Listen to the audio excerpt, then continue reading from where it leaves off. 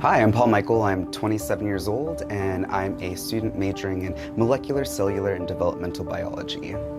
I started losing my hair when I was in high school, actually. I noticed that it started to fall out. It wasn't too surprising because all of my family, even on the women's side, were thinning or bald.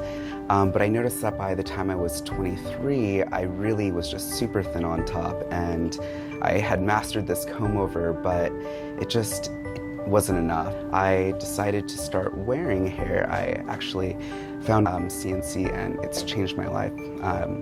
I don't worry about going swimming anymore. I don't worry about being at the gym anymore. You don't worry about bending over to pick something up. Just little things like that now I do, and I used to worry about it a lot, and now I can live my life.